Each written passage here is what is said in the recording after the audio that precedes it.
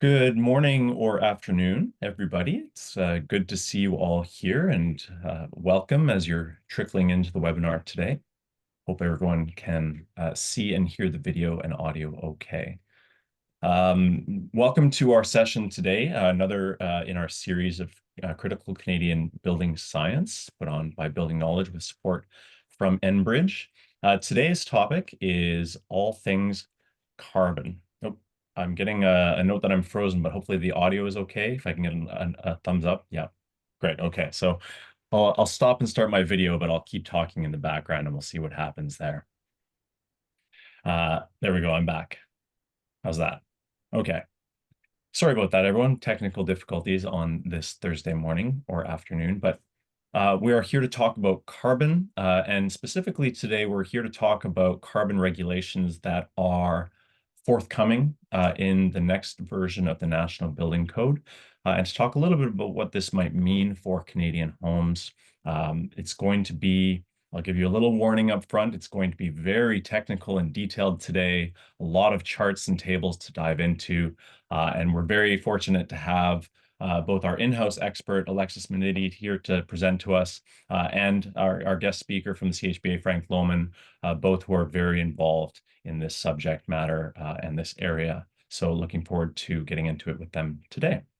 But first and foremost, we have a few things to start our webinar off with, some housekeeping and some polls. So Alexis, if you could advance to the next slide for me, please. A quick overview of what we're going to be covering today. After some introductions and some housekeeping, we're going to spend the bulk of the presentation today looking at two PCFs, or proposed change forms, which is short form for a change that is making its way through the National Building Code process on its way to becoming a new regulation in the next code cycle. And the two that we're going to be looking at in detail today are PCF 2004, which is about operational carbon or operational greenhouse gas emissions and is a performance compliance pathway. And then its counterpart in PCF 2026, which is about operational greenhouse gas emissions with a prescriptive compliance pathway. And then Frank is going to share some work that his colleague Brett has done on a case study looking at how these regulations apply to homes across Canada. And hopefully we'll leave enough time at the end for all of your questions to be answered by our panelists live on the webinar today. So a few housekeeping rules up front. We'll go through these quickly. If you have questions, please only put them into the Q&A function, which you can find at the bottom of your control panel in Zoom. The chat is reserved for non-question related either comments or feedback or for technical support from our team in the background. We have our administrative team ready to support you if you're having trouble with audio or video, and you can use the chat for that. In all cases with both the Q&A and with the chat, please be respectful and please be thoughtful in your engagement with the other participants in the webinar. The webinar is being recorded today and will be available to all those who registered for your review, along with presentations for those that we have permission to share. There will be a SurveyMonkey survey sent out following the presentation, and I will implore that you please take this as an opportunity to give us some useful feedback on this webinar and this series in general. We read all the comments we receive, and we find it very helpful as we're planning future sessions and trying to refine these to be of maximum usefulness to the audience and to the participants that join us. Closed captioning is enabled for the webinar, so if you require live transcript while we're speaking, you can find the live transcript button at the bottom of the screen and enable that as well. Next slide, please. So a couple of polls to start us off, and you'll see these pop up on your screen. If you please give us your answers so we can get a sense of who's here. Starting with, where are you from? Please let us know where you're joining in from. Even amongst the panelists, we have a couple of time zones represented. I'm calling in from the West Coast, from BC, and Alexis and Frank are in two different cities in Ontario, so kind of cool that we can all be here together. Great, thank you for your answers coming in. I see most people have responded. So some great diversity in call-in today. Nice to see so many provinces and territories represented. Thank you for that. And then just a follow-up question, what keeps you busy? What do you do? Let us know what area of this industry you work in. what type of work you're involved with, and how this will help us tie our content presentation commentary, hopefully a little bit, to the audience that we're presenting to today. Hopefully that poll is popping up for everyone. If it hasn't, just give it a second.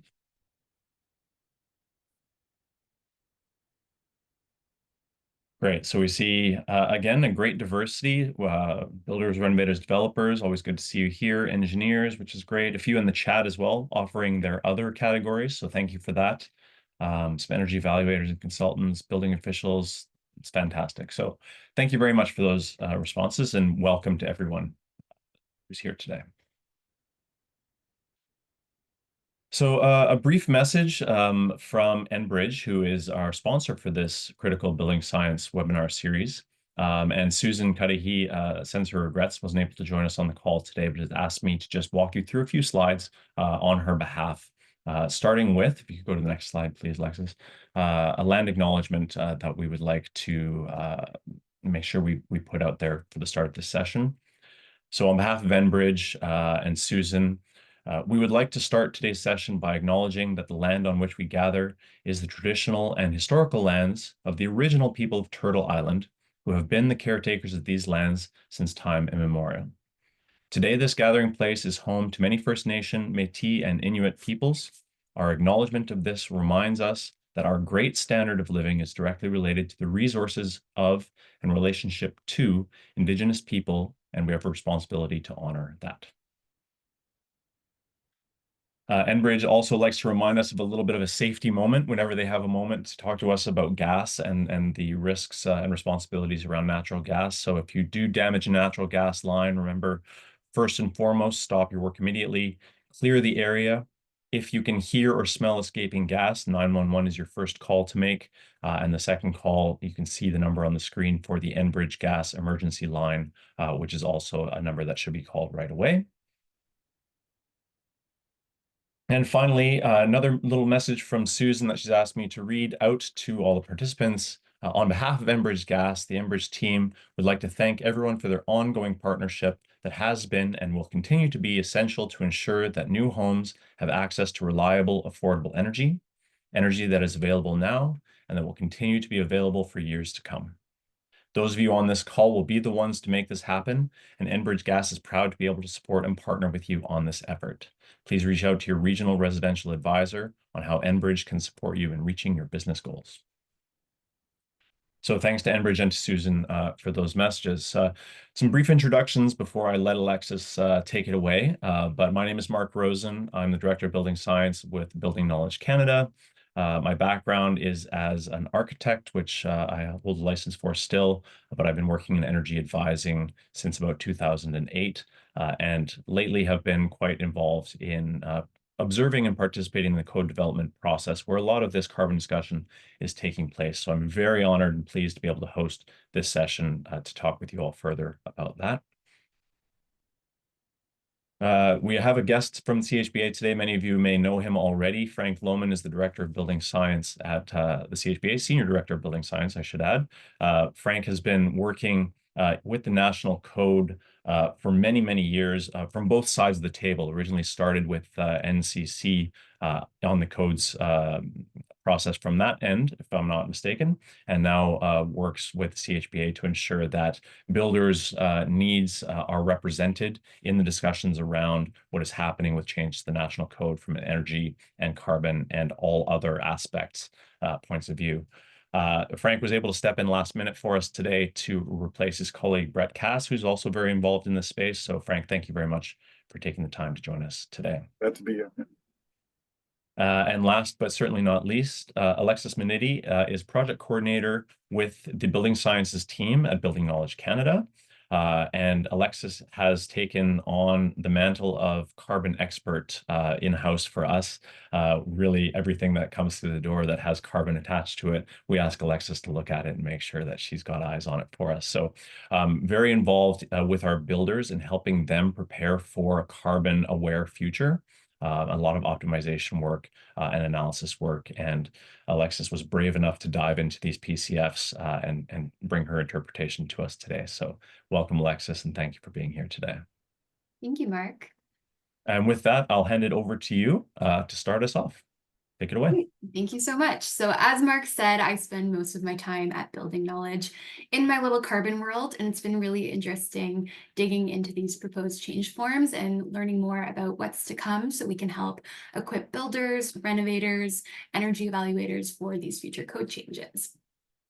So first, I'd like to show this graph that shows Canada's historical emissions and projected emissions up until 2035.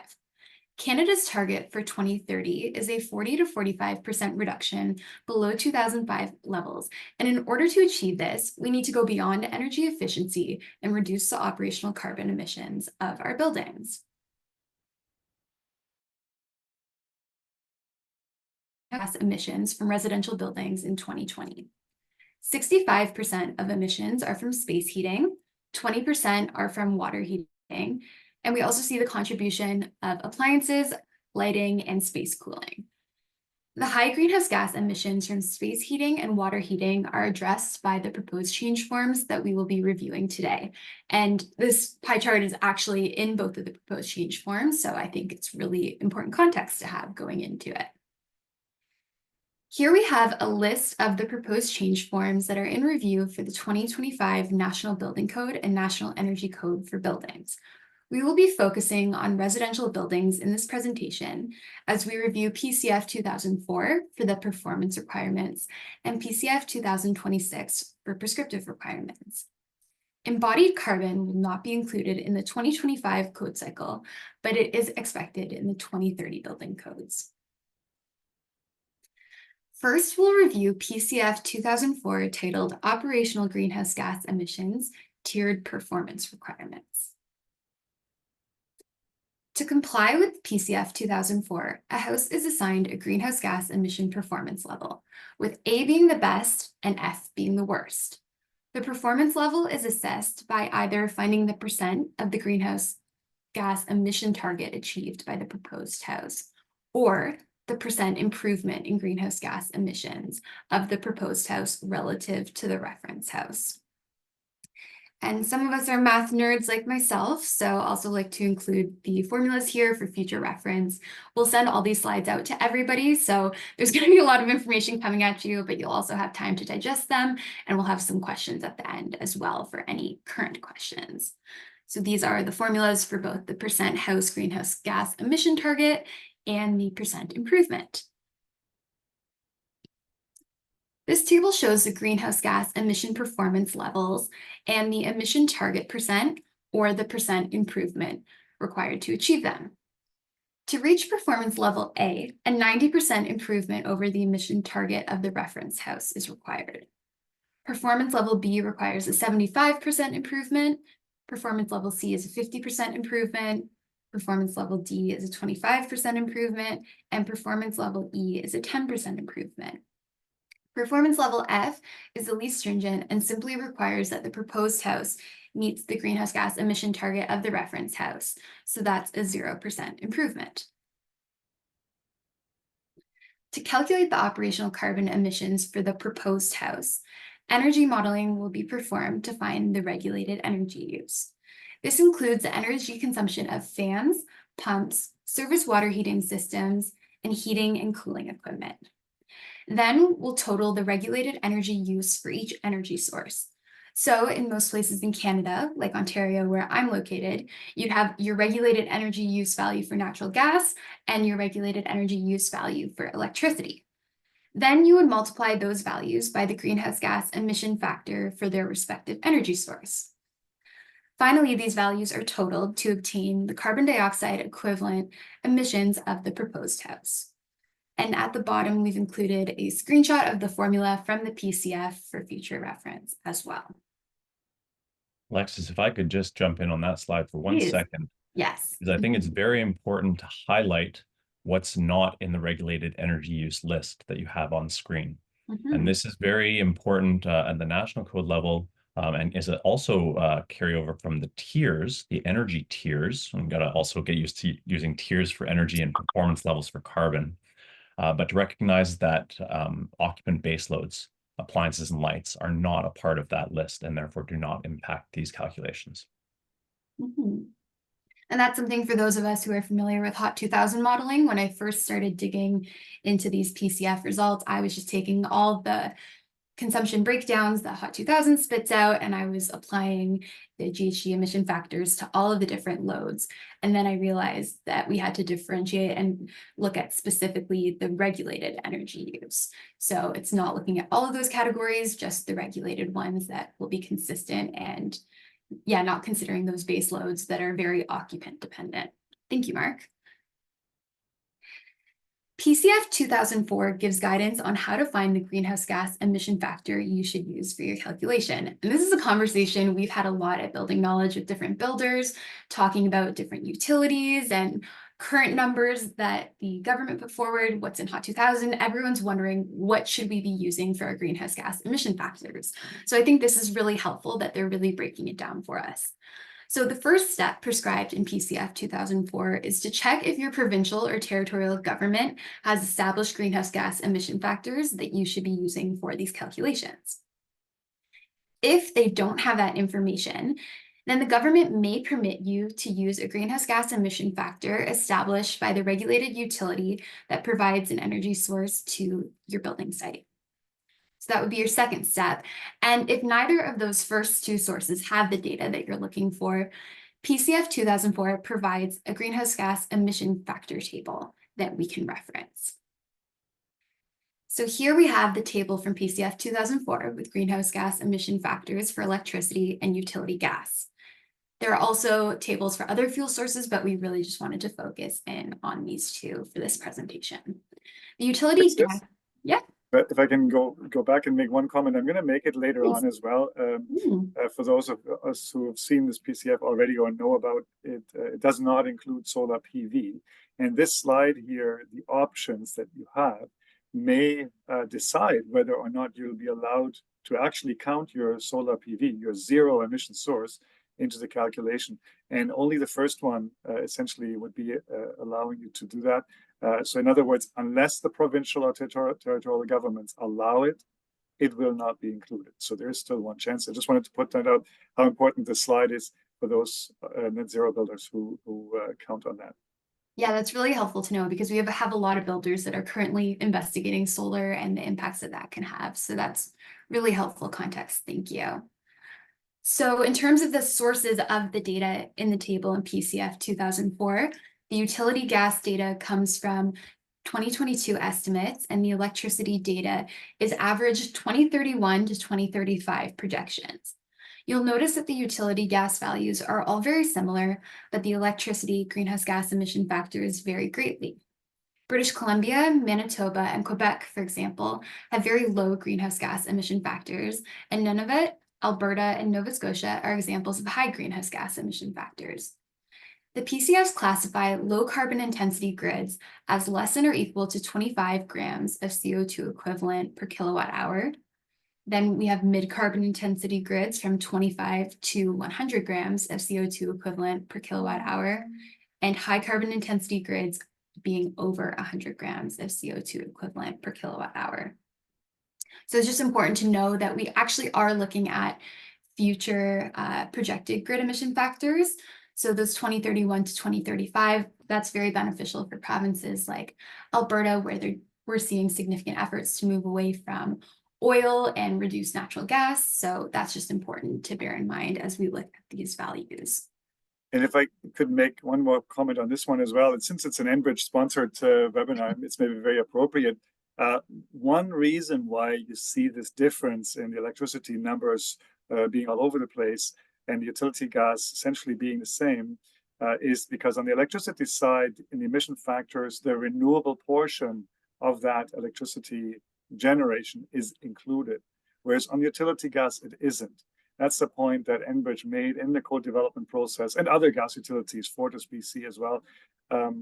That's why you have utility gas being so stable, because if renewable natural gas was allowed to be counted, these numbers would also be slightly different, especially if they were future projected. So there's a bit of a bias here towards counting renewables on electrical generation, large scale generation, but not on the gas side. Just wanted to point that out. Thank you, Frank. And I think thanks for clarifying that. I think it's also great to emphasize that this table that Alexis is presenting is option 3. This is the third set of values. You have two sources of more up-to-date or appropriate values that you can seek out first before being required to fall back on this table for use. So in situations where you have a utility or a provincial government that has a better representation of the local mix, or the future projected value that they would prefer to use for their regulation, that may be a road to go down as well. Exactly. Thank you. So now we're going to look at the calculation of the greenhouse gas emissions target for the reference house. So before we were just looking at the regulated energy use, but now we're going to separate our energy modeling results into the energy consumption of space heating, energy consumption of surface water heating, and then the other regulated loads. And that is because we have reference greenhouse gas emission factors for some of these loads. So for space heating, the space heating energy consumption is multiplied by the reference greenhouse gas emission factor for space heating, which is 235 grams of CO2 equivalent per kilowatt hour. Similarly, the surface water heating energy consumption is multiplied by the surface water heating referenced greenhouse gas emission factor of 260 grams of CO2 equivalent per kilowatt hour. These reference greenhouse gas emission factors are used for all energy sources. So that doesn't matter if you're using an air source heat pump, that doesn't matter what type of space heating or water heating, you'll be using these references to get that target value for the reference house. Finally, the energy consumption of the other regulated loads is multiplied by the greenhouse gas emission factor used for the proposed house. So those ones will be the same, either that table that we just looked at, or as Mark just mentioned, values from provincial and territorial governments, or from the utilities. All 3 values are then added together to find the carbon dioxide equivalent target of the reference house. The percent improvement can be calculated using the carbon dioxide equivalent of the proposed house and the carbon dioxide equivalent of the reference house using those formulas that we looked at the beginning. Now I'm going to move into the results of a single home study performed by Brett Cass at the CHBA. This shows the greenhouse gas emission performance levels based on fuel type and location. The greenhouse gas performance levels are correlated with the cleanliness of the grid in each province or territory, which shows that the energy production industry controls the greenhouse gas emission performance level of homes. With all gas, the homes achieve level F, regardless of the province or territory. For all electric fuel, provinces with clean grids, such as British Columbia, Manitoba, Newfoundland and Labrador, and then the Northwest Territories in Quebec, they all achieve level A. Nunavut is non-compliant, and Alberta achieves level E, and Saskatchewan achieves level D as a result of their dirtier grids. As we move from all electric to heat pump with electric backup, we notice many increases in performance levels, such as Alberta moving from level D to E, Saskatchewan moving from level D to C as a result of using heat pump, which is a more efficient technology. Sorry, I think I said that backwards. For Alberta, we're going from E to D, so we have an improvement there. Comparing the heat pump with electric backup with the heat pump with gas backup, we notice a reduction in performance level for provinces and territories with very clean grids, such as British Columbia, going from level A to level C. However, Alberta and Saskatchewan, which have dirtier grids, stay at the same level. So this is really interesting to look at these results for a single home. And Alexis, if I may comment on it, I mean, the levels A to F were chosen because they're internationally chosen as well in other countries. It's a bit harsh because we know the A to F from our marks at school and notes. Just to point out that all gas shows up all as F here. That's the reference case. It could have also been called reference case, but because A to F happens to be the scale that we're orienting, it looks pretty harsh. I just wanted to point that out, that it's the reference case. Yeah, I guess if we look at that kind of in the terms of energy modeling, that would just be like meeting the code requirement, and then anything else is an improvement beyond that. Exactly. The reference case, the reference numbers you mentioned earlier, those are basically gas with the lowest efficiency appliance. That's where those reference case values come from. Mhm. Thank you, Frank. The proposed change form also includes an impact analysis section. This table shows the percentage of archetypes complying with each performance level in each province and territory for homes with natural gas space heating and service water heating. Due to the fuel type selected, we're only seeing results in level E and F, and even some non-compliant archetypes.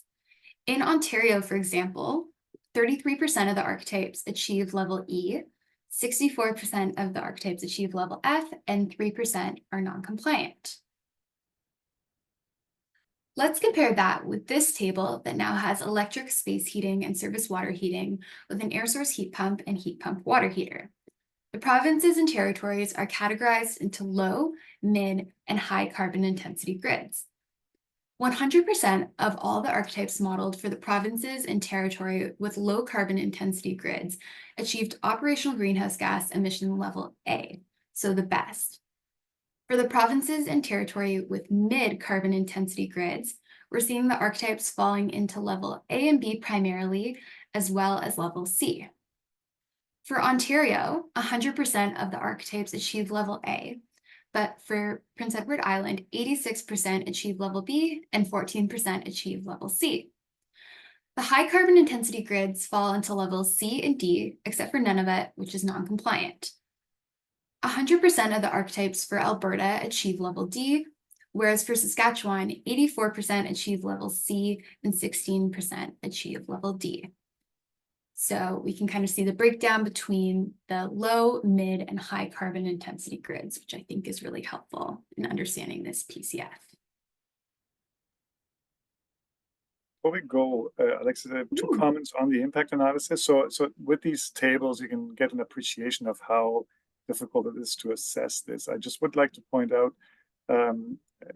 also because PCF 2026, the ones we're going to get to next, comes back in public review again. So there'll be another chance for people to read it. If you read the impact analysis, you will find these details for each province, but going back to the pie chart that Alexis showed in the very first slide, you will not find an analysis of how much impact all these requirements will actually have in reducing the building's emissions that we experience. So this overall, when everyone adopts these, we will reduce the 65% of emissions for buildings to this part is not there. And so we've pointed that out, saying we don't actually know the value we're getting as a society. We know all these little details, but it doesn't tell us the big story. So that's maybe something to point out when people see that impact analysis coming back out again, to read it and to reflect on it.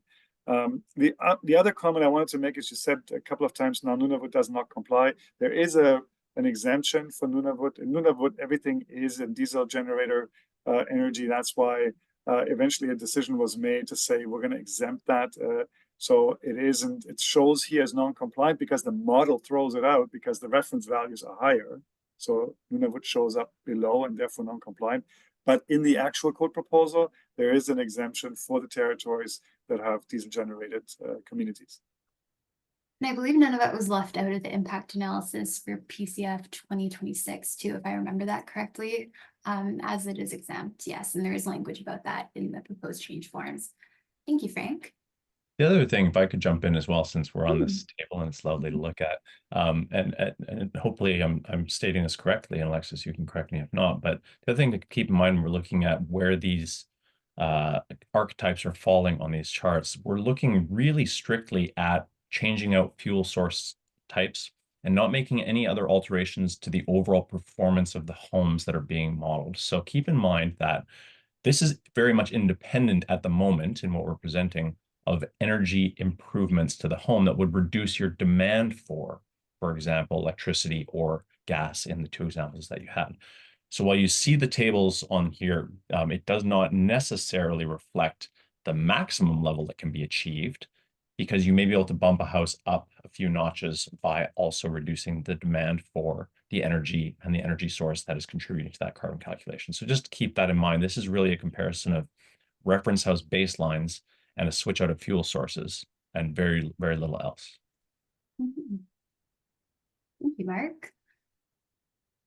So that concludes PCF 2004. Now we'll review PCF 2026, titled Operational Greenhouse Gas Emissions Tiered Prescriptive Requirements. So now we're looking at the prescriptive. PCF 2026 includes lookup tables for each each performance level based on the energy sources for space heating and water heating, the electricity greenhouse gas emission factor, and the minimum energy conservation points required.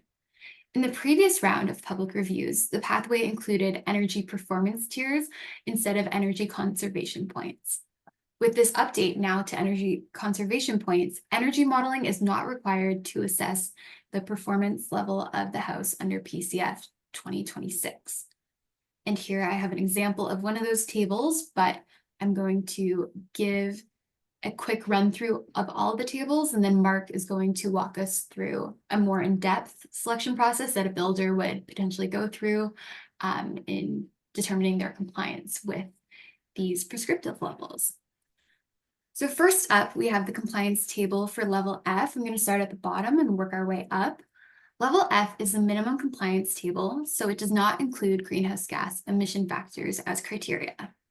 If you are using propane as space heating and service water heating, you require 10 energy conservation points, but with all of the other space heating and service water heating combinations, 0 points are required.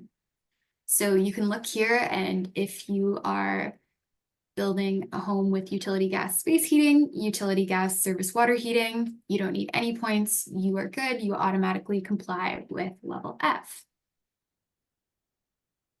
Now we're going to move up to level E. So to comply with level E, 15 points are required for utility gas or propane space heating and service water heating, but for all the other combinations, it still requires 0 points. So now if I'm building a house with gas space heating and gas service water heating, I need those 15 points. But looking at if I was building a house with electricity for space heating and utility gas service water heating, I don't need any points. I am automatically at level E. Electricity grid emission factors now impact compliance for level D, and builders in provinces or territories with higher grid emission factors now need to be mindful about their energy source selection. So looking at building that house, for example, with utility gas for space heating and service water heating, if you have a higher grid emission factor and you'd fall into that energy or that any category for the grid emission factor, you would need 35 energy conservation points. But if your grid emission factor is less than or equal to 100, then you would only need 10 points. And you would kind of follow that same process and same logic for other space heating, service water heating combinations. Now to comply with level C, you cannot use utility gas for space heating now. So we don't see that category unless you were using it for supplemental. So second from the bottom, we see heat pump with utility gas or propane supplemental, but there's no option now for utility gas as your primary space heating. And there's not an option for utility gas for service water heating as well as you go through and review all of these options. There's also varying energy conservation points requirements based on grid emission factors. So now we're seeing a lot more categories. So for example, if I am building a house with electricity for space heating and electric storage type or instantaneous type service water heating, now we have 3 different categories of grid emission factors. And if I'm less than or equal to 25, I would need 15 points. If I'm between 25 and 100, I'd need 35 points. And if I'm between 100 and 200, I'd now need 40 points. So we're seeing the points get higher now, and we're seeing the breakdown. So this is where grid emission factors really become important in the selection process. Now moving up to level B, there are fewer compliance paths for provinces and territories with high grid emission factors, for example, ones that are greater than 100, and energy conservation point requirements are now higher. So we're not really seeing any options for values above 100, except for looking at that heat pump with electric supplemental space heating and heat pump water heating with for the service water heating. There is that category for 100 to 200 for the grid emission factor, but that requires 65 energy conservation points now. So that's quite a bit higher. And then we also have that option for heat pump with electric supplemental for space heating and electric storage type or instantaneous type service water heating for your service water heating. And that also requires 65 points. So we're seeing the points go up. We're seeing limited options now of pathways, and we're seeing, for example, provinces like Alberta that have a grid emission factor of around 182 in that table that we looked at previously. There are a lot less compliance pathways here using this PCF. So now we'll move to the top level, performance level A. So builders in provinces and territories with high emission factors that are greater than 100 cannot comply with level A through the prescriptive path. If the province or territory has a grid emission factor between 25 and 100, the energy conservation point requirement is quite high. So we're seeing 65, 70, we're seeing those higher values now. And we're seeing lower ranges now of the grid emission factors. And just to compare that with different grid emission factors of different provinces and territories, so to look at the specific categories that each one is in, the ones that are below 25 that will have an easier time complying with level A here and fit into some of those lower energy conservation point requirements are British Columbia, Manitoba, Newfoundland and Labrador, Northwest Territories, Quebec, and Yukon. And then provinces that are in that 25 to 100 range are New Brunswick, Ontario, and Prince Edward Island. And maybe if I can comment, continue the list. What's not there is Alberta, which is level A, and it doesn't show up, if you have noticed, is Alberta, Saskatchewan, Nova Scotia, because they're the ones between 100 and 200 emission factor. And I think, you know, if I can comment on that, that third column could have been the provinces in this case. They could have just taken the provincial logos and say, you know, Alberta, or in this case, for example, the first one, put those provincial logos and you know where you are. You need 10 points if you're in any of those provinces above. And if I could share one more observation. So first of all, this proposed change form has been significantly revised. This is the revised form, but this revised form has not gone out for public review. So everyone listening today can actually comment on this. We think it might be around October. If someone from NRC is on the call, maybe they can put it in the chat when the public review is scheduled. But so this is in flux or in flight, what do you call it? The other point I was going to make is that last line. So this is new. The point system is new as well. It used to say tier 1, tier 2, tier 3. Now they put it in points, which are actually more flexible. But the bottom line is new as well. And earlier in the tables, F to C, you may have seen the list of what they consider other sources, whether it's propane or other electrical sources. And it says, or other sources that are smaller than emission factor 25. And I'm wondering if this is another way of allowing zero emission sources to be counted, because GEF or emission factor less than 200, last row is Alberta, Saskatchewan, Nova Scotia. No one will be allowed in level A, except if I can say my space heating and my service water heating use solar thermal or solar PV, and therefore I can say it's zero emission. Maybe this is the way in. So this is something that we need to clarify, and we will certainly ask those questions, but that's new, and I think it's very interesting. Thank you. Mm-hmm. We actually had to change up a lot of our slides because we had our slides built for the previous round of it, where we were looking at the energy conservation, or sorry, the energy performance tiers. So we had to switch it out for these points. So this is very new. And yeah, Frank, thank you for bringing up the opportunity to comment on this. I know this is a lot of tables. It's very overwhelming. We did want to make sure we included those so that when we send out the slides, everyone can go back and look through them. But Mark is going to walk us through a more in-depth review of this PCF in a moment. First, I just want to mention that PCF 2026 also includes an impact analysis section.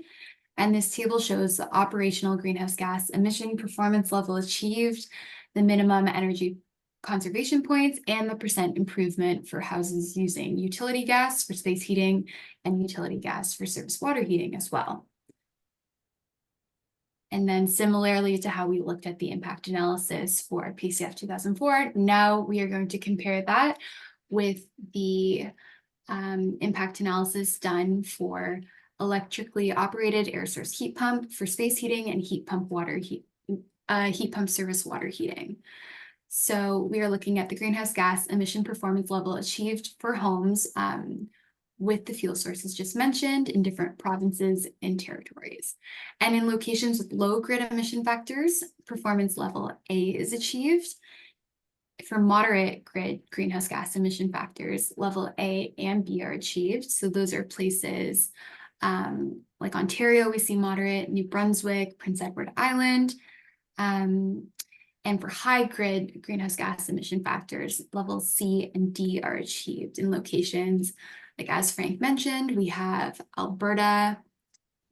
We also have Nova Scotia, Saskatchewan, where we have those higher grid emission factors. So this is the impact analysis, and I am going to turn it over to Mark now to walk us through an example in finding your compliance with this PCF. Thanks, Alexis. I will say, if you go back one slide for just a second before I dive into the charts of the flow charts that I'll take you through. When Alexis and I were reviewing this PCF in detail, this chart, we decided to include it, but it had us scratching our heads a little bit, and I will confess that to the audience, because this was included in the impact analysis for the prescriptive pathway, and yet you see provinces with grid emissions factors that fall into the same buckets achieving different levels than each other, which I don't think is the case. So as an example, you see Alberta and Saskatchewan right next to each other achieving respectively levels D and level C. But if you follow through the process of moving from one chart to the next and determining where you are, I suspect that they would actually achieve the same level depending on your points. We're going to look at that a little bit. It was not quite clear in the impact analysis whether they were looking at including the points tallies that you achieve by default with this equipment or not. There are a few questions around that we'll have to wait for the public review to give back and to highlight as well.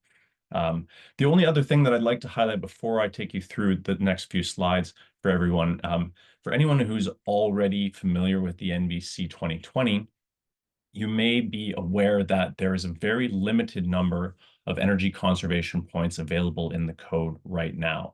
And in fact, that was the greatest determinant, little sidebar, in why there is only tiers 1 and 2 prescriptive options available in the current published version of the NBC. For 2025, whole another webinar topic for another day, there are many, many more categories of points being published. And so being able to tally 50, 65, 70 points is going to be possible, whereas right now it has not been. So many of these PCFs are dependent on the other PCFs that are operating in parallel or that are being developed in parallel coming to fruition to make sure that they work jointly with each other, and that is being considered by the committees as they go through this. So with that said, Alexis, if you can move ahead to the next slide, I wanted to take the group through two scenarios with a slightly different visual way of navigating the tables, just for people who like a different process, maybe a little bit of a different learning. So the content here is exactly the same as the tables that Alexis just walked us through, and essentially the sequence is the same as well, where we're going to take an example. In this case, example number 1 is going to assume a home that is using utility gas for space heating and utility gas for water heating. And we're going to start at the bottom, level F, and move our way up through the compliance requirements to see how far we can get and what the requirements are as we go. So our first step, as you can tell, if you go to the next one, is to determine our fuel source, our for space heating and for water heating, which are the two columns that are consistent in all of the prescriptive tables. And once we've determined utility gas for both in this case, we can look at the first question which we ask ourselves: how many energy conservation points does the package we're working with achieve? Is it greater than 15 points? If not, level F is our achieved level. And I will mention maybe just on the side that these flowcharts are not a part of the PCFs. These were developed by Building Knowledge for the purposes of walking you through this. But this is just to illustrate the questions, the evaluation process that we will likely go through with our clients, with our builders, as they look at the prescriptive path. The idea being at the end of the day that the reason for a prescriptive path to exist is after the initial complication of trying to determine where you fall, you have consistency of application for all the homes that you plan to build to that specification. So for utility gas, we determine in this case, without 15 points, we're a level F. If we have 15 points, let's say yes and move up to the next benchmark. Do we have 35 points? If no, that means we're between 15 and 35. That gets us to GHG level E, or performance level E. And if we have greater than 35 points, that gets us to level D. Significantly, if we move ahead one more slide, we'll notice that with the combination of utility gas as our fuel source for both space heating and hot water, there is no prescriptive compliance path beyond level D for that combination. That doesn't mean that there's no compliance option, period, because the performance path, same as in energy, the performance path is an alternative pathway forward that you may be able to demonstrate additional savings through. But for the purposes of this proposed change and the prescriptive compliance option, with that fuel source combination, level D is the highest option that we are able to demonstrate. So let's move to an extreme alternative case where this time we are, one more point to highlight before we move off this. The key takeaway I suppose to make here is that all gas solutions are actually not dependent on your grid emission factors in prescriptive path, because it doesn't get you into the tables where you have to define yourself by your grid emission factors. And that's because we're looking at gas, which is very consistent across all the tables.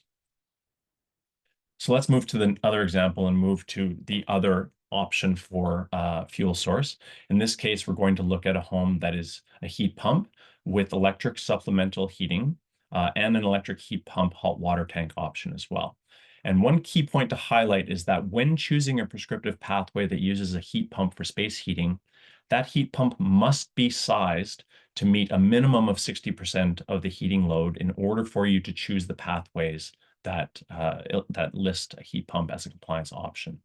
If you're just adding a small heat pump that's conditioning one room, or is just adding a little bit of space conditioning in the summer, and it's only meeting 10% of your heating load, you must use your supplemental or backup system as your system for definition in the prescriptive path. In this case, we're going to assume that this is, a high-performance home, perhaps that is using a high-performance heat pump with electric supplemental heating source and the same technology for the hot water. You can see at first blush, our decision matrix gets more complex. There are more factors. We're going to be able to move up to higher tiers, but there are more things that we have to take into consideration. So let's step through it and see how it looks in application. So with this combination, we've verified that we're meeting 60% of the load with our heat pump. We can ask ourselves the first question, if you scroll to the next slide, is what is our grid emission factor? Is it less than 200? If not, then we automatically achieve level E with this this fuel combination. So just by choosing all electric heat pump solutions in this case, we skip to level E by default. We don't even have an option to be level F compliant. We're already getting a little bit ahead of the curve. If we have a lower GEF than 200, we can say yes and move up to the next series of decisions, which is, are we less than 100? Maybe no. Maybe we're in one of the provinces like Alberta, that's 180, somewhere in that range. And we're going to then move from looking at what our grid emissions factor is to looking at how many points our proposed package is achieving. If it's 65, you'll see the arrow, yes, kind of skips down and around up. And I can give you a preview that's jumping up all the way to, I think, level B, and we'll get there in a second. There you go. You can leave it there. I think we can see the whole thing and people can follow through. But fewer than 65 points is a no. We go over and ask ourselves, do we have 15 points? If no, level D is achieved. If yes, level C. That's kind of the end of the road for grid emission factors between 100 and 200. We can go all the way back to the left of the chart. And if we said yes to this question, do we have a grid emission factor now of less than 25? If yes, level A automatically, 0 points required. Just by being on a very low emissions grid and using all electric fuel sources, we achieve the highest level of compliance. If we're between 25 and 100, now we're into asking again, how many points do we have to boost our performance level? Greater than 65 puts us into level A. Less than 65, but more than 10 puts us into level B. And no points or less than 10 actually drops us down to level D and skips level C. And this is another anomaly we noticed in the PCF, where the same requirements for levels B and C existed in the tables. And so there was no C in this particular pathway through the points. So I wanted to share those with you just as an alternative way of interpreting through the tables. Some of you may find that helpful. I think this is something we may work on in-house to help navigate the various pathways based on common fuel combinations that we might see. But we'll leave it there to say that prescriptively navigating tables, I think, can be quite complex with the goal of having a simple application at the end. And really the key takeaway here is that all electric solutions can offset their higher grid emission factors with higher ECP points to a certain extent, recognizing that the limit, if you have a high grid emission factor, is going to be level B. And to get there, you have to have a lot of points. And with that, I will hand it back over to you, Alexis. Thank you, Mark. It's very helpful to see it presented that way. So to kind of summarize, it's important for us to understand the pros and cons of the two different pathways, as the prescriptive path gives us, as Mark said, relative simplicity for the application. There is a lot to follow there, but also bearing in mind that you don't have to do the energy modeling that you do for the performance, but the performance path does give more flexibility.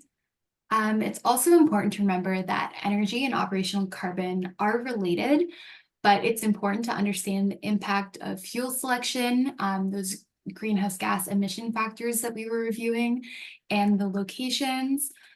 So that's very important as well. And as Frank shared with us, it's important to bear in mind that no credit is currently given for renewables in either of these proposed change forms. And also for the renovators out there, this is likely to apply to additions as well. So now I'm going to turn it over to Frank, who's going to walk us through a case study that Brett Cass on his team has put together. Actually, if you don't mind, could I comment on the prescriptive before I go into the case study of Please, yes. So one thing that's becoming clear, I think, especially in the flowchart as well, and all the tables, and especially in the prescriptive way, is that it is the major determinant on where you are, what level you show up at, is not in the control of the builder or the energy advisor. I think it's the emission factor that's being the future projected emission factor given by to each province, calculated, I guess, by Environment Canada. And there's very little other control other than energy efficiency, which is already dealt with by tiers and energy measures. So I just wanted to point that out, that it becomes very clear. And at the same time, I think CHBA was very happy that at least there is a prescriptive path, because in the beginning, there wasn't going to be one. And if you look at, and I think this is a good middle, actually, because if you look at other jurisdictions, California, for example, which had a prescriptive kind of requirement for a little longer, essentially they're saying you're not allowed oil anymore, you're only allowed gas in certain applications. And I think recently even going up to, you can only have heat pump water heaters anymore, no more resistance electric heat pumps. I think it's coming. So it's like 4 sentences, 4 provisions. That's very simple, but in the end, I think it achieves a similar thing. And before I go into my own case study here, summing that all up, my comment would be, again, we don't know what the impact for society will be of these requirements. It's a first carbon code kind of addition. but it only is addressing new construction, like not renovation, not the vast majority of buildings.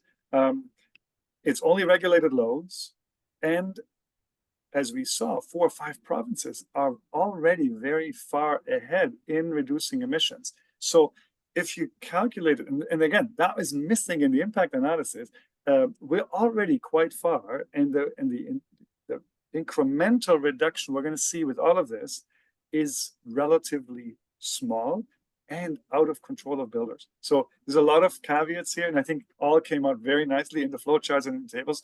Just wanted to have people who think in the big picture help a little bit along, because again, this one is coming again, right? The prescriptive one. Anyway, okay, enough commentary. I'm going to move on to my own slides. Perfect. Thank you.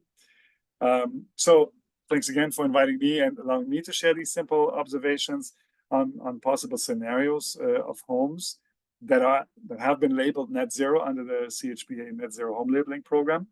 As Alexis and Mark mentioned earlier, I'm presenting this on behalf of my colleague Brett, who had an unforeseen personal conflict for today.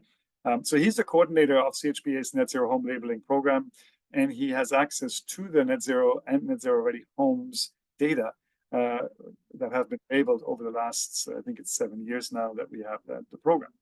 So Brett did a little case study around this PCF 2004, the performance requirements, and also looked into what would happen if solar PV was part of the equation, which it isn't, as we just discussed. So I'm going to take you through this example, and we'll look at that at the end for the solar. So he took one net zero ready home from New Brunswick and carried that into other provinces. We kept it in the same climate zone to make it simple, climate zone 6. So this slide shows the general specifications of the home and the energy load profile of what we will call house 1 in our analysis.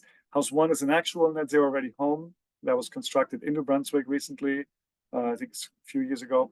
And these specifications on the left and the resulting energy load profile that you see on the right there are very typical of what we see for net zero ready building practices. So the heated floor area of this home is 3,000 square feet, which means it's a 1,500 square foot footprint with the basement, and that equates to 3,000 square feet heated space. Very quickly, we have an air source heat pump here with the gas furnace for supplementary heat. The water heater is instantaneous gas, and the envelope is 30% better than the reference house. R61 ceiling, R27 above grade walls, R25 foundation wall, it's an ICF wall, and less than 0.8 air changes per hour. So on the right, you see the proportions of the heat load here, or actually I should say energy load, because it's cooling as well. Essentially half of that pie is occupant load, the other half is space and water heating, space cooling and ventilation. And as Mark pointed out earlier, those are the regulated loads. So we're only addressing those. And so note that when we talk about code compliance in the next slide, we're only talking about those loads. So next slide, please. So on the left side of this chart, we see how the New Brunswick net zero ready house would perform when we compare to the net zero, the 2020 energy tiers. As you probably know, the energy performance tiers have 2 percentage-based targets and a pass-fail target to determine compliance. That one is not shown here on the slide, but our house 1 did pass the cooling threshold criteria. And for the overall energy improvement for the code's purpose, this house would have achieved a 67% improvement. And for envelope improvement, this house, as I said earlier, achieves a 31%, which lands in tier 4 for its overall compliance. So the NBC 2025, as Mark pointed out and Alexis earlier, will have, or it's proposed that it has operational emissions performance levels. You've heard all about that now. They go from F to A, 0 to 90% improvement in case of A. And this is intended to measure the operational emissions associated with the operations of the home annually for the regulated loads, as I keep pointing out. So this net zero ready home in New Brunswick scores a 76% improvement, which lands it in level B, so second from the highest performing level. Next slide, please. So for our little study, we found 2 other net zero ready homes, also built in New Brunswick. around the same time with very similar heated floor areas and envelope specifications, but with different mechanical systems. So for this study, we call them House 1B and 1C. We wanted to see how local emission factors and the home's mechanical systems factor in the home's operational emissions, just to see a differential there. So House 1, as I said earlier, uses air source heat pump with a gas furnace for supplementary and a gas tank as water heater. House 1B uses the same hybrid space heating configuration, but with the heat pump water heater for the domestic hot water. And it squeezes into level A with a 90%, just in the model. And that's probably because it uses only 56 cubic meter of natural gas annually for the supplementary heating. So that's a small load. That's why I just got into level A on top. Because I think otherwise, if I'm not mistaken, in the tables and or in the performance, being in level A with gas is pretty impossible. So House 1C then uses an all-electric space heating and domestic hot water configuration and achieves a level A at 91%. So on this slide, we're still with all our homes in New Brunswick, and all the emission factors are the same. Those are from New Brunswick, provided for the province, future projected for 2031 to 2035. And this way, we can sort of see the isolated impacts of the mechanical systems, which I guess we saw in the tables earlier as well. This is just a different way of looking at them. Okay, next slide, please. My own notes as well here. So now we took these 3 homes on a trip across the country to see how the different mechanical systems would score if they were across the 10 provinces, each with a different emission factor, of course, as we just saw for the electrical grid. And each group of 3 bars that you see there in each province uses now the emission factor of that province that we saw in the proposed change form 2004. So we didn't, none of the provinces have actually published any of this. So we're using what was it, option 3 early on, like the ones, the table in the PCF. Because of all the homes scoring a level C or better, we capped it at that, and we're showing only level C, which is greater than 50%, level B, which is greater than 75%, and a level A, which is equal or greater than 90%. So on the left side, you see our 3 bars of our original set of New Brunswick homes. And I said earlier, climate zone 6 was kept the same in all provinces, so there's no differentiation that way. Maybe a bit unrepresentative of Alberta, but we can fine-tune that study in the next iteration, maybe. And so from this, we concluded that building to net zero ready levels presents already a great opportunity for builders to achieve compliance with higher levels of operational emissions, so just by reducing the energy. In many provinces with a low emission intensity grids, these are the clean grid provinces, electrification could be a pathway to a level A already. And with that said, even with gas installed, net zero ready homes are so efficient and use so little gas, as we saw in our House 1B, that in most cases a level B is attainable with a hybrid heating system. Okay, next slide, which I think is also my last one. So this is the same chart as the previous, but now we're looking at what would happen if solar photovoltaics were added. The yellow bars in the chart show just the impact of a 5 kilowatt south-facing solar array. We've added a 5 kilowatt array to any of the homes that did not already achieve a level A to see if the addition of solar PV could have a significant impact. So we calculated the annual on-site energy production in kilowatt hours from the solar array and multiplied it by the electricity emission factor of that province. So that way we could subtract it from the total emissions that would have been calculated according to PCF 2004. And this reduced the home's overall emissions and increased the home's performance level. So what we're looking here with those bars is improvement, right? So the higher the bar, the more we are improvement. So we're getting many of the homes here, they're already net zero, we're getting them to the level A proposed code compliance. So currently, and as I keep saying, currently the solar on-site production of energy is out of scope, and it probably will stay out of scope for the performance path, PCF 2004. We submitted a comment during the public review period because we felt that solar really should have been included as a zero emission source, the only one really that are frequently installed on homes, and that could make a difference, as you see in these provinces. But we were told that it had already been made a decision to rule it out, and therefore it couldn't be possibly done, and we're running out of time. And so we got all kinds of those arguments, none of them really technical. It was mostly we don't have time to do this. So what you can see here is that net zero ready homes in the high emission intensity provinces like Alberta, Saskatchewan, Nova Scotia would be unable to achieve the highest level A for emissions. And in order to get there, though, they would need on-site zero emissions energy production from solar PV, and then they could easily make it. Which in those cases, if that was the target, would probably be a good investment. And so we concluded then that in those provinces, they received the greatest impact from solar offsets. I'm not quite so happy with calling it offsets, but I wanted to mention at least once that some people refer to it as offsets. I am still believing that it's just an energy source that has zero emission and therefore it should be allowed. People talk about it as offset, and then it's suddenly a whole different equation and it can be refused. So let's treat it as an energy source with zero emissions, and we should be allowed to use it.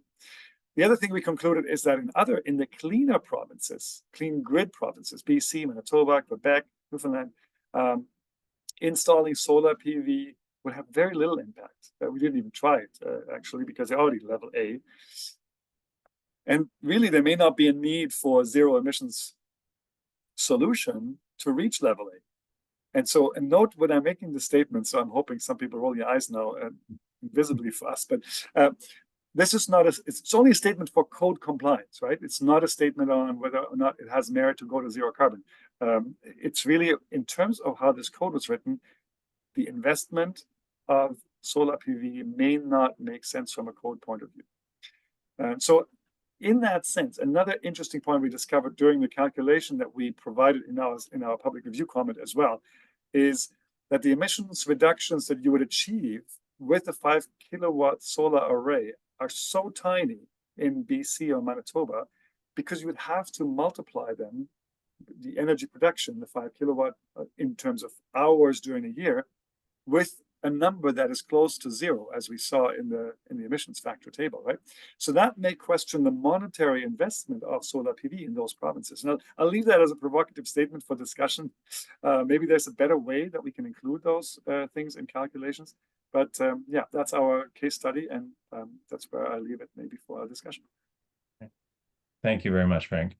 I do think it's interesting as well, looking at all of the results from this case study, to tie a little bit together this carbon performance levels introduction that's coming back to the energy performance tiers that are already published in the code, to show that, because we're really talking, remember, today is all about operational carbon, not embodied carbon, that there is a very close relationship between energy performance and operational carbon that is very much influenced by grid emission factors and fuel sources. But the less energy we use at the beginning of the calculation, the more everything gets simple. And you can see that even in the cases in your charts, Frank, where the homes are not performing as well as the highest performers. Level C is the lowest result we see on the charts because of the performance of the net zero homes as a starting point, which is also a positive takeaway, I think.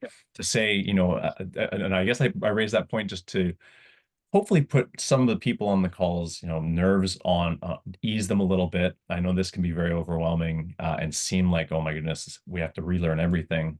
No, if you are already looking at high performance homes and building quality homes, you are doing very well along this as well. It's going to be a question of finding the best pathway to navigate compliance, which is what you're really illustrating, I think, with these charts. And then, the solar or other renewables question and why it was omitted remains, and maybe something to address still going forward. So thank you. Yeah. Go ahead. No, I was going to say and just in the chat, something just popped up to the same effect. So the embodied energy in any of this is not calculated in any of those in our case study. And even in codes, it hasn't been taken into consideration. I mean, one could argue that it probably should be. It would be best practice to do so. But there's still very little data around, for example, how much embodied energy and emissions actually go into the production of solar collectors. There's various studies around and of course in the building materials, like do you use ICF walls, do you use insulation, which insulation, and so all those materials suddenly matter. I think the best practice builders are already doing that, and I think Mark, you were alluding to that, but it should be done holistically. But this was an exercise in following what code is doing, and what we did with our little case study is saying, if we were considering, and I should also clarify, none of these net zero homes that I presented here had to comply with one of the tiers. So they weren't trying to reach anything, which is why it's a nice comparison to saying, where would they have fallen? So if anyone's a net zero or net zero energy ready builder, this is what you're already getting. You're already in any province in the top 3 categories. So as you said, we can breathe a little bit, but now for the best practice builders and for the energy advisors, the next question is, well, how do I get up there, and what makes economic sense, number one, and number two, what makes carbon investment sense? And so those are the interesting questions for the future to come. Yeah, carbon investment is an interesting phrase, and it came up at spring camp this year, and it's come up in a few different contexts. The idea of spending embodied carbon to save operational carbon, or vice versa. What is your grid emission factor that you're working with? Lots of stuff for us to develop a few more of these webinars around, I think. But yes. We have about 20 minutes left, maybe 15 before we get to our wrap up. So I would like to try and get to some of the questions. Thank you to everyone who has submitted them. I'm going to start at the top, as close to the top as I can, and we'll try and answer as many of these live as we can. I will, pre-excuse the panelists on the call that we may not have all the answers to these, because a lot of this work that we are presenting on today was the result of task group and working group function over months and even years that we may not have been directly exposed to, but we'll do what we can and see how far we can get. So starting with the first question, since different provinces have different grid carbon intensities, location will play a big difference in the percentage reduction achieved. Is there a location in the formula to account for on-site renewable energy generation, which is key in high emission grids such as Alberta? I think we've probably fairly well answered that question today. Any other comments on that fact? Frank, I think you've emphasized this one pretty well today. Yeah, I think I made it clear a couple of times. It is really the location that matters here, and it's very little, as we saw. If you remember, the impact of the mechanical solutions is much smaller in sort of size and range than the differences it makes where you build those homes. Now, if you're a builder in Calgary, you cannot choose to build them somewhere else, right? So there's very little control for builders and energy advisors to move that. I think I've made the point. My point is, I think it's potentially a poor regulatory solution, and I say this with over 20 years experience of having been on that side. Typically for a regulatory solution, you're looking at something that's effective, where the regulated, which in this case are the builders, the energy advisors, the consultants, the engineers, actually have control over what they design. And in this case, it's a predetermined input that is very difficult to unless you work directly with a utility. Let's say there was a discussion on a utility that serves one new development, and they have a contractual agreement, for example, renewable gas or a certain type of energy, hydrogen, for example. They may be exclusions, and that may be in full control of the developers. But other than that, it's really only mechanicals and electrification. And yeah, it's a lot of text and tables to say that. Thanks. Elisa actually ties in nicely to the next question, and you mentioned working with utilities. Someone's asked if we can share projections for RNG, or renewable natural gas, in Canada. I don't know if there's a source that you are aware of, either of you. I think the national inventory reports have them, NIR. I'm not sure if anyone from Enbridge is on the call. They could maybe drop a link in there. So the national inventory report from ECCC, Environment and Climate Change Canada, is typically the source of all those energy sources and their emissions. Oh, do we have the link here? Okay. And if they are, I think if ECCC doesn't have the projected numbers in there for the 2031, 2035, then it would be to ask NRC for those numbers. Because the Code Development Committee didn't even consider renewable natural gas, I don't even know if NRC has done any modeling on those. But certainly Enbridge, FortisBC, like the gas utilities would have them. And this was a large discussion. I saw another question earlier on, I guess, that these are average and not marginal rates of, and this goes into a lot of detail of the electricity emission factors. Just because we see one number here, we use one number for code compliance, let's not forget the actual emissions in our actual locations change by the hour, right? If everyone today, it's 29 degrees, felt like 36 in Ottawa, you can just imagine today is probably close to the peak cooling load in Ottawa. That means potentially it's not just electricity here, it may also be something else. Maybe there's a gas turbine going somewhere. That, of course, would, on the hourly basis, impact Ontario's or Ottawa's load at the hour, the day. We don't see any of this here. These are average data that have been agreed by the committee and have been researched by NRC and by other people who know that area. And we've come up with these average electricity and utility gas numbers. And so that's all I know about it. I see someone's posting something there. Hopefully, yeah, a message actually from Enbridge in the chat. So they will provide a link for some RNG information to participants. So thank you, Susan, for that. I appreciate that in the chat. So watch for that there. I will jump down to one of the questions. I think we've answered it already, but just to highlight, there was a question about that average versus marginal emission factors. These were very new terms to me when I first heard them in discussions. So there may be many people on the call who don't understand the difference, but briefly, Frank, I think you already started to explain that. Can you give us the difference between marginal and average in a few simple words? Yeah, so an annual average, if you consider that a given province may have, let's take even BC, they may have a base load of energy generation production, and the base load is maybe covered by hydro energy in BC. And I'm speaking purely from assumption and maybe memory. That may not be true.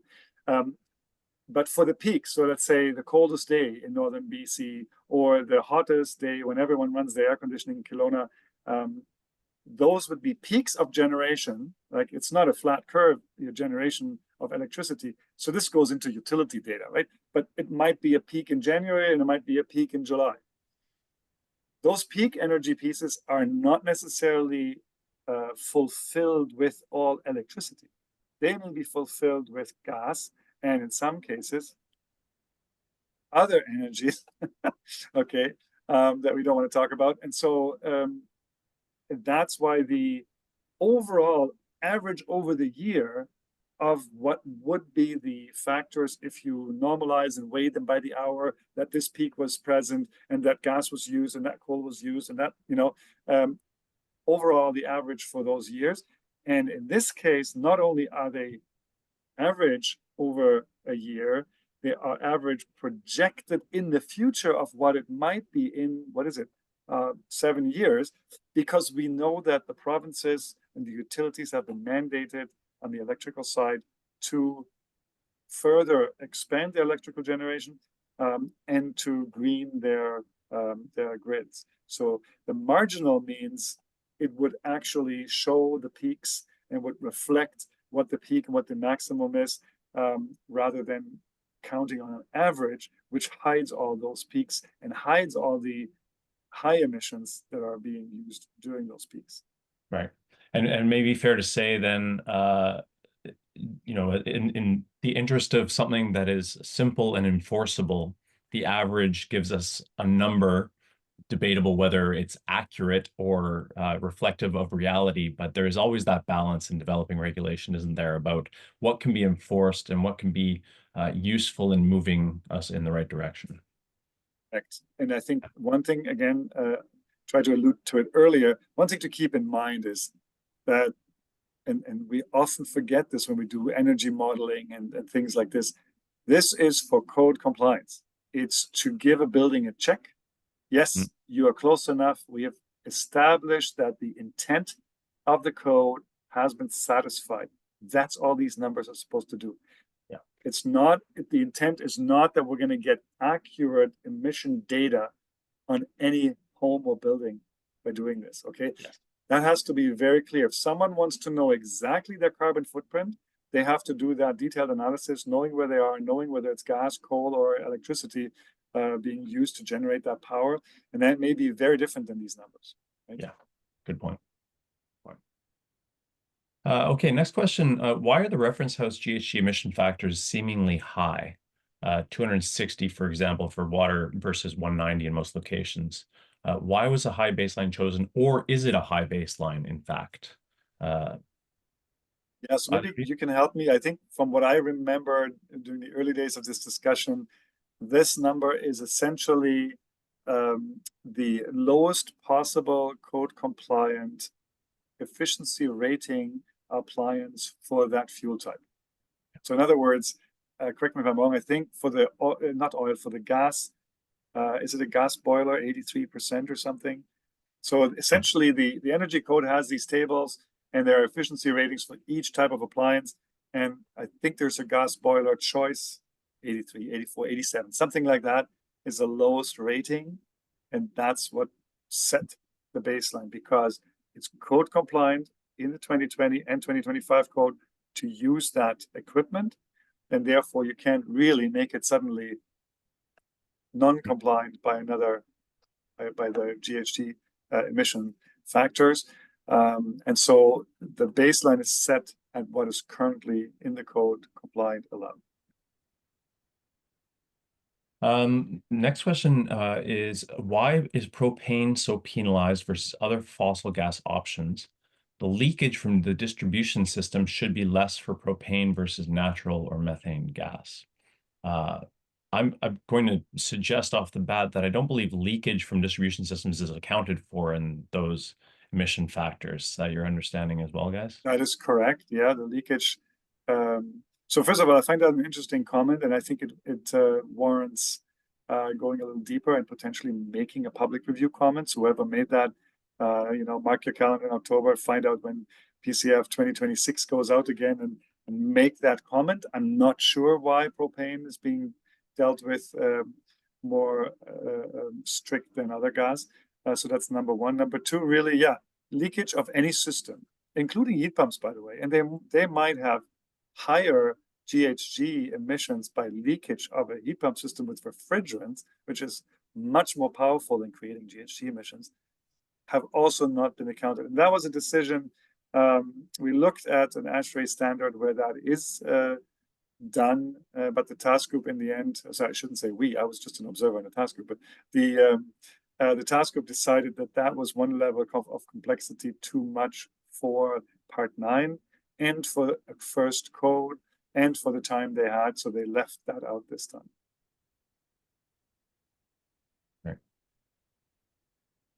Next question, just a few minutes left, so we'll try and do some rapid fire rounds here. For table 936.12.4, which is performance level A, is a secondary heating system equivalent to the supplemental heating system listed. And this goes into terminology again. Supplemental versus secondary versus backup. Are we to interpret that as universally applicable in the first category? Any thoughts, Alexis?